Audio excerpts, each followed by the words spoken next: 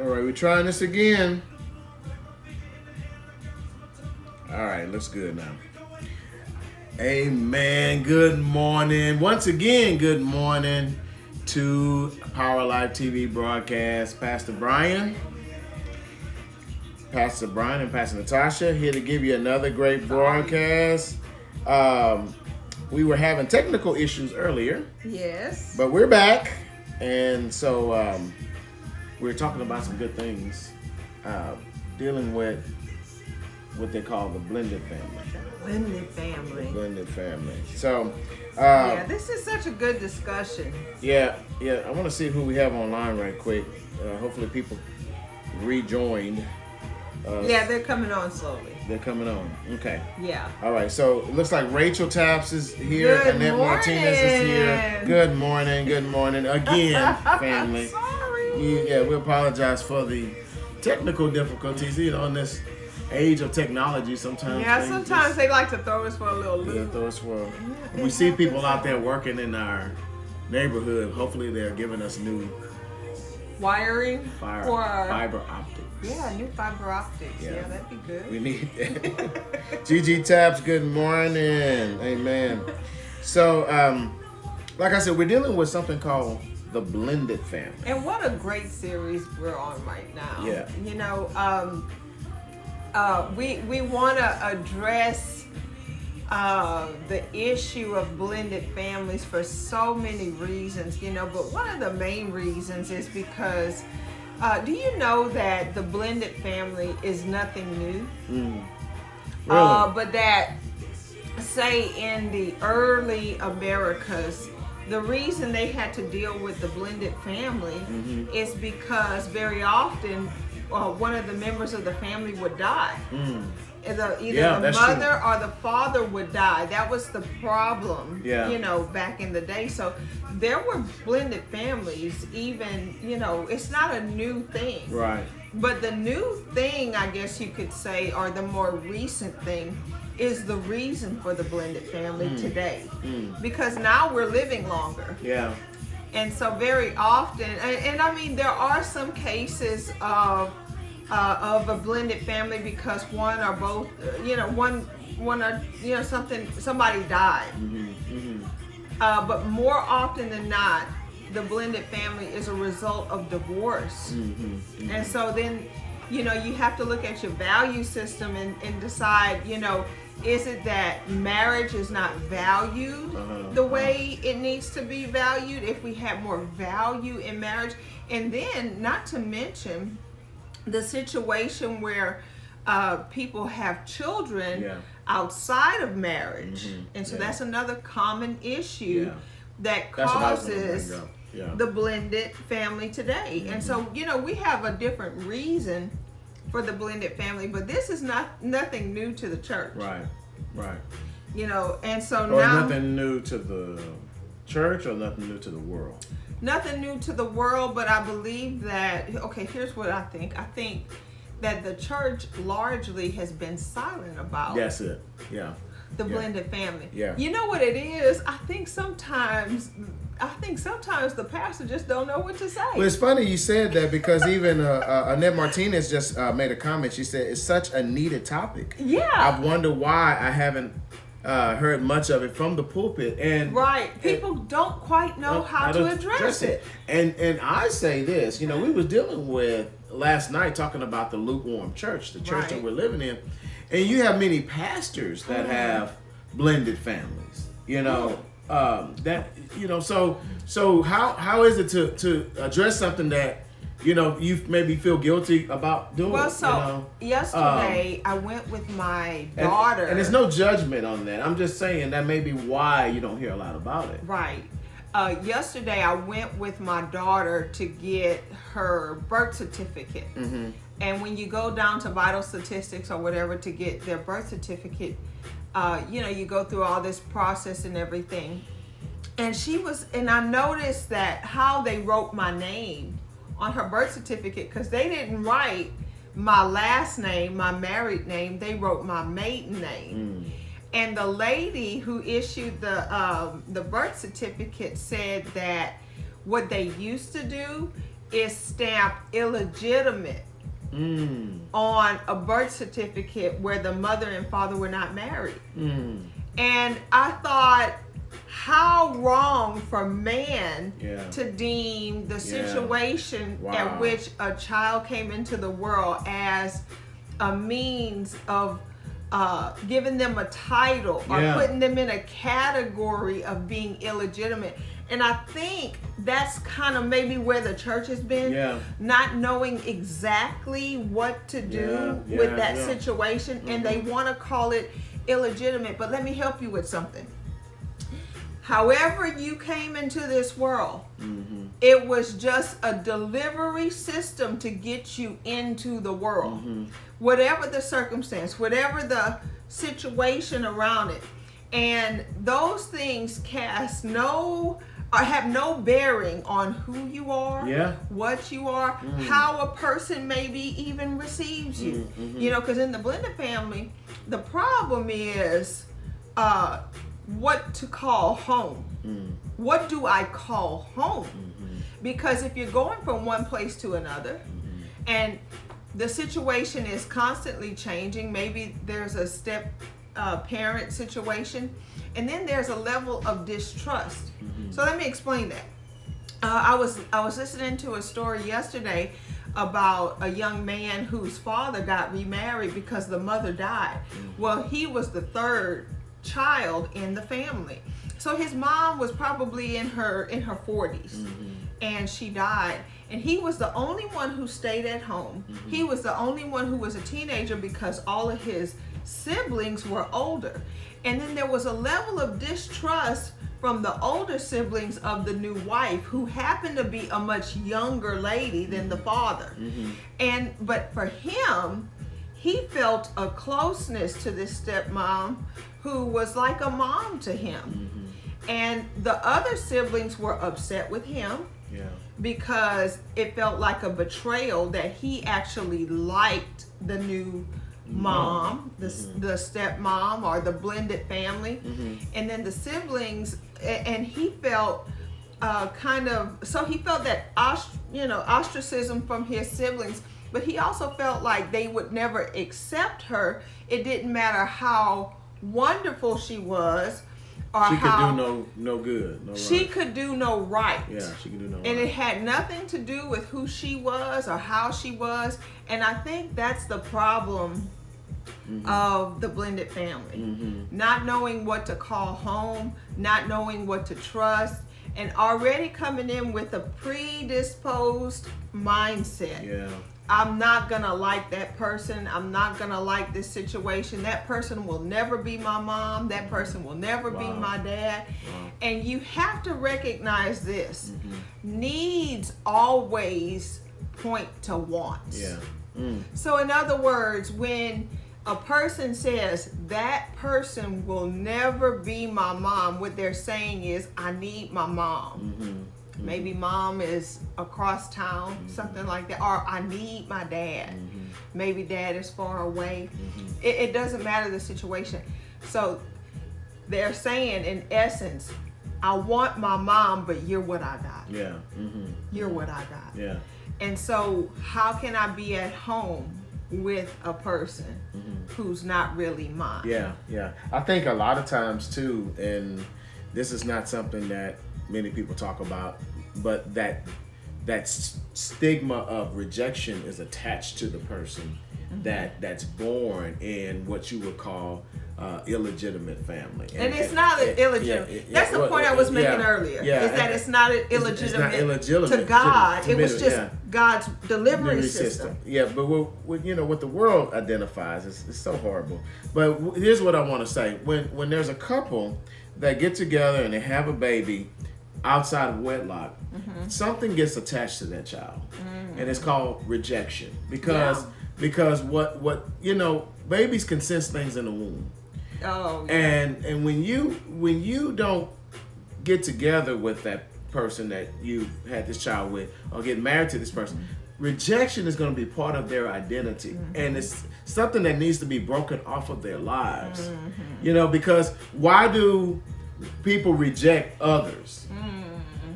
Because they feel rejected. Because they feel rejected. We tend to reject what we don't understand. That's right. That's right. And so, you know, and what this has to do with is ownership. Mm-hmm. Mm-hmm. What we're talking about is ownership. Home is what you call your own. Mm-hmm.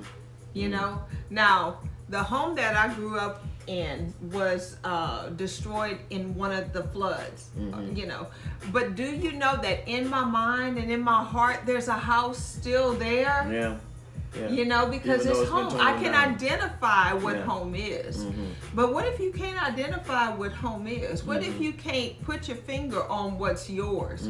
I think that's one of the problems even with children who are in the foster care system. Yeah. You know, they put all of their clothes in a garbage bag, even to go from one place to another. Yeah. They don't even have a suitcase that they can call their own. Yeah. You know, that, you know, so there's no home. And so the problem with the blended situation, first of all, is that we have lower trust.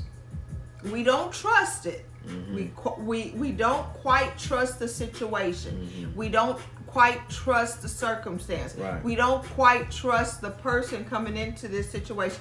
We can't wrap our heart around and receive and love what we don't quite understand. So we have a lower trust. We don't really want to go through the heartbreak again. That's what it really is. Yeah. But we can't face that. We just call it anger toward that person, but what it is lower trust.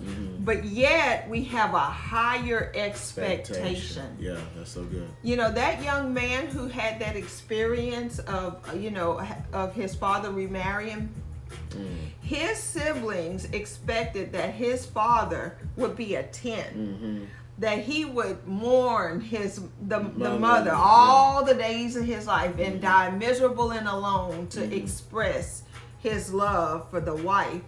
But the greatest thing he could have done for his wife is to keep living. Yeah. Yeah. And that's what he made a decision to do. Yeah. He decided to keep living and keep being alive and happy. And now I'm not saying that every situation is just that, because there are some situations where a person betrays their spouse and they will try to justify their betrayal. Let me just say this. If you are in a situation where you have cheated on your spouse, you know, your children automatically have a lower trust, not only for you, but for that other person. They may decide at some point, since you are their biological parent, that they trust you, but to think that they're going to trust that other person, you know, especially if they are the ones who helped you cheat and helped break up their home, you know, you're already starting in a bad position. And then also, all parents need to take responsibility for their actions. You know, we have a society out there now that literally is modeling what they've seen. You know, you say, well, this is a broken society. Well, it's a broken society because the model has been broken. Yeah. And when we get to a place now of having lower trust and higher expectation, it's because we've been taught to trust less and less. Yeah, the situation has taught us. Yeah, and we've learned how to, you know, go from bed to bed, go from house to house, you know, go from person to person. But it's the most irresponsible thing we can do for our children. For our children, you know, and we have to take responsibility and realize that your actions are not just affecting yourself. Your actions are affecting generations. That's right. And we have to realize that the lower trust and higher expectation is a reaction to hurt. Yeah. And it's a reaction that says, you are guilty until proven innocent, and you are not going to hurt me.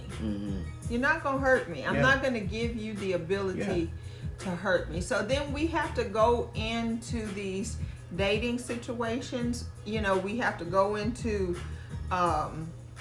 you know, establishing a new situation, you know, choosing a new path. With our children or with a spouse. You know, if you're from a blended situation or you have a broken situation, when you're ready to start dating again, you're gonna have to have renounced some things. We talked about that yesterday. You will have to have repented of some things, and you're gonna have to do the hard work of establishing trust. Yeah. You brought up something earlier before we got on the broadcast. Let's talk a little bit about this thing called love when it comes to dating and rediscovery. And the reason why I say that is because I think a lot of people go into dating to establish love. Not establish trust. Yeah. Think about what I just said. They go into this relationship to establish love. I want to be in love. I want to be in love. And I said this one time. I said, I think this person is just in love with the fact of being in love. With the idea of love. Yeah, with the idea of love. And not really understanding what love is. Right. Love, for the most part, there's many definitions on love, but for the most part, love is a decision. It's not a feeling. Well, there's that common misconception that if I marry the right person, then the emotion of love will show up automatically. And a lot of that love will wax cold based on the situation. Say that, yeah. Because the circumstance is such a knot. Sometimes you won't want to stay in the relationship because of the circumstance being so tense and so full of anxiety. You might say, why are y'all talking about marriage and family in the blended situation like this? It's so that you can anticipate the potential problems or the potential roadblocks in a blended family. Listen, if you are blindsided by some of the things that will come out of a blended family, out of those kids, out of those adults, if you're a kid and your parent remarried and you're having to deal with all this stuff, you might be blindsided by some of the emotions that'll come out. But maybe, just maybe, if you listen and understand the possible emotions, the possible things that can come up unexpectedly, maybe if you anticipate it, you can respond correctly when the things show up, when the unexpected emotion of protecting your siblings show up, or protecting your mom. Dad's going off and being happy, so I feel like I need to protect my mom from that new wife, or I need to protect my dad. A lot of girls feel like that. Yeah. A lot of girls want to protect their dad from the new spouse. And so you got to anticipate some of these things so that you can address it in righteousness. That's right. Yeah. Yeah. Can we talk a little bit too about establishing a new relationship? Because we understand that this is the thing that happens. Right. We going in. I went in there for love, and I'm married for love. Yeah, looking for love in all the wrong places, and so you made the mistake, and now you're ready to start again. So you're doing with the date. You're going in with the dating, and you're doing it for trust. You're establishing trust now. Well, that's what you should be. You should be doing. That's what I'm saying. Let's talk about the new thing. Entering into something new. Also, I believe while you're doing this, and let's say y'all decide to get married, dream a new dream. Yeah, I want to back up to what you said about making a decision. Because here's the thing. You're going to, in a blended situation, you're going to be dealing with people who have experienced loss. And so you have to have that, what you said, have that agape love for maybe the unlovely. That child, from a blended situation may be angry. That ex, you're gonna have to deal with some ex probably, either your ex or her ex, or something like that. You're gonna have to deal with the ex, and that may not be the most pleasant situation. And so the natural response when you feel rejected or you feel hurt is to reject back and to hurt back.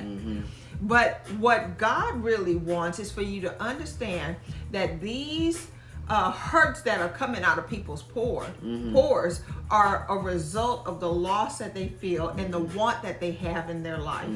And so you must have that agape, that unconditional love for a person who has not earned it. Let me explain it. Yeah, John 3:16 says this. It says, and I'm reading from the NLT. So it says, for this is how God loved the world. Now listen to this. He gave his one and only Son, his best, so that everyone who believes in him will not perish but have eternal life. So what God did is he gave us love. He gave us trust on credit. He said you don't have to earn it. You don't have to do right by me. You don't even have to choose me. What I'm gonna do is I'm gonna give my best. Give my best. My one. He didn't hold some eggs back. He said, I'm all in. All my eggs in one basket. I'm in the love basket. I'm gonna give 110%.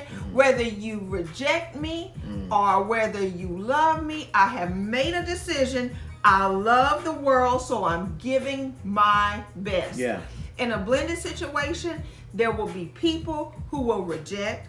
They'll say cutting remarks. They will do hateful things. They will do things that will get under your skin. They will figure out your triggers, and they will try to push your buttons. Yeah. You know, but here's the thing, though, Pastor Tasha. People are watching this right now and go, ooh, that's good for God. God can do that.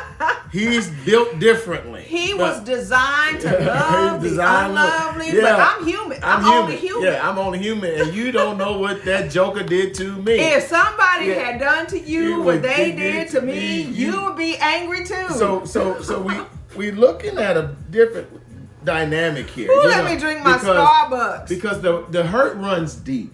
And we understand that the betrayal runs deep, the manipulation, the adultery, the attack, the abandonment, it all runs deep. And you're telling us, pastors, the betrayal. You know, you're telling us, pastors, now in order for me to love unconditionally, I'm gonna have to give, even though I know I won't get in return. I'm not going to get the love back in return. I'm not going to get it back in return. But you're telling me to love. Yeah. Now, let me help you with something. Because the church has fallen short on teaching the proper way of love and the proper love of self. What we've taught is, well, love your neighbor as you love yourself. If you love yourself. Well, what happens if you're so beaten down that you don't love yourself anymore? Now you're gonna have to draw. That was the Old Testament form of love. That's right. That's right. That's Old Testament. Old Testament. Now you got to draw from a different love. You're gonna have to draw from the love of Christ. And let me give you an example. When Jesus was on the cross and he was naked. Now imagine being stripped naked. And they did crucifixions by the roadside. Yeah, where everybody could see. To embarrass and to shame the person. And this was Jesus, so you know there was a crowd out there. So you had Jesus naked on that cross. He was beaten to a bloody pulp where he didn't even look like a human being anymore. He had the sin of the whole world upon himself. So he was burdened down. He was weighted down. I mean, I don't know if you've ever felt the kind of feeling of depression and sadness and the beat down all in one moment. He felt it all in one moment. Pastor, you about to make me cry. Now watch this.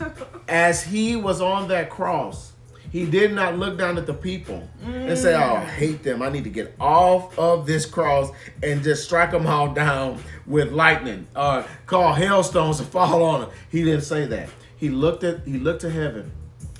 And most people would have looked to their father and say, get him. Yeah, exactly. You know. But he looked to heaven and he said, Father, you forgive them. He said, I don't have it in me. I don't have the power within me to forgive. Not at this second. Not at this moment. So I'm drawing on you, Lord. Yeah. I'm drawing on your love. Father, you forgive them because they don't know what they did to me. And you know, Hollywood paints a very romantic story of how the blended family should work. We see the Brady Bunch and, you know, all these old shows that show how The blended family is supposed to work, and it's supposed to work like, cogs on a machine, and it's supposed to be perfect. But what they don't show is the hurt. Yeah. Or the betrayal that people go through. And Hollywood has painted a very vivid picture of a very, hurtful situation. But God, if we can tap into a new resource, so good. If we can tap into a new perspective and try a new approach to an age-old problem. That is good. Try a new approach. The church didn't know what to tell people.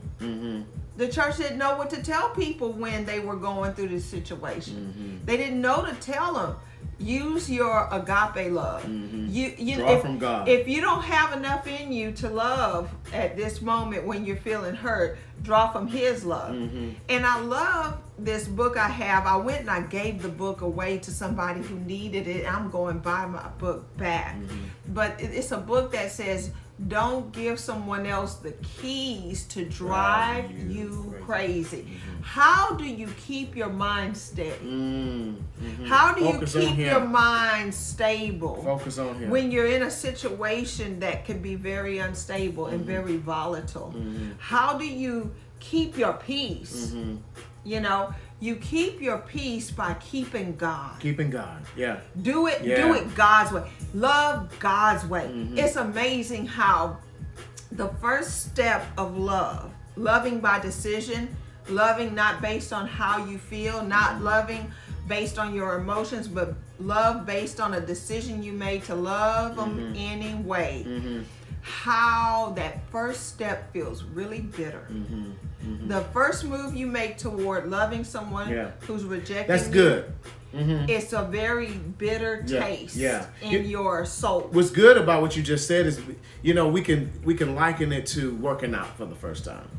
When we took that first step of waking up at 4:30 in the morning, which people are like, hey Pastor, I see you at 4:30 in the morning. I say, yeah, you'll see me in my dreams. It's like you're gonna see me. But taking that first step, and you can liken it to that bitter step. That it's hard. It was so hard to take the first step. But even this morning, you didn't think I was going to make it this morning. Yeah. And there are times when you will get knocked down. There are times when you will not want to go. But when you take the first step, and you'll find that it'll get easier and easier long term, and easier. What should have been a bitter seed. Yeah. Will eventually turn into a rose. Yeah, that's good. It will eventually bud out into something beautiful. It'll eventually become something. The Bible says God gives you beauty. I was just thinking that, for ashes.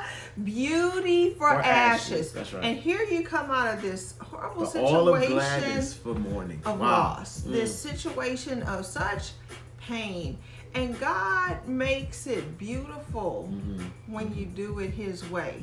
It's amazing to me how some families have tapped into that resource of agape love, and they decide, I don't care what happened, I make a decision, I just love you on credit, you ain't got to earn it, you ain't got to do right, I'm gonna love you anyway, and it's gonna be okay. And you know what, if you're upset, if you're angry, you're gonna have to come to terms with it, because I'm gonna keep loving you.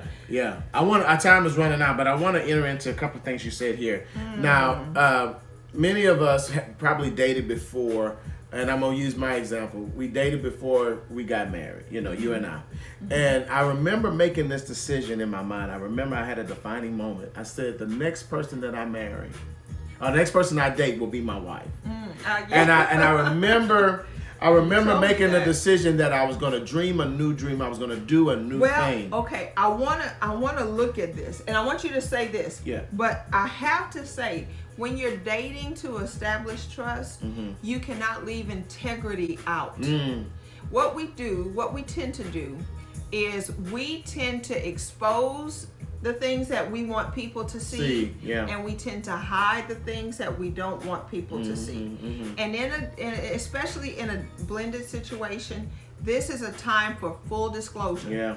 You know, just like That's right. Just like when if I had, for instance, if I had bad credit and you married me, you would be marrying my bad credit. That's right. Mm-hmm. I mean, that's part of the deal. Yeah. Because the two shall become. Let's go back to Matthew 19:5. That priority of marriage says the two shall become one flesh. So everything that was in the previous relationship now becomes part of the current situation. Yeah, that's right. So in a blended situation, you want to have full disclosure. You don't want to have secrets. Mm-hmm. You want to, and also the children you bring in. Mm-hmm. This is part of our new family. Mm-hmm. So my kid is your kid. Mm-hmm. My house is your house. Yeah. My Corvette is your Corvette. Wait a minute. No, for real. Look. My debts are your debts. So don't get mad at the child support payment. Don't get mad at the ex because they're getting all your money. Right. This was part of the deal before. Yeah. So come to terms with it and make peace with it so it doesn't beat you up. Yeah, and our time is up, man. But I wanted to add this. You know, when you do decide, you know, you're gonna be in this dating situation, you're gonna have full disclosure.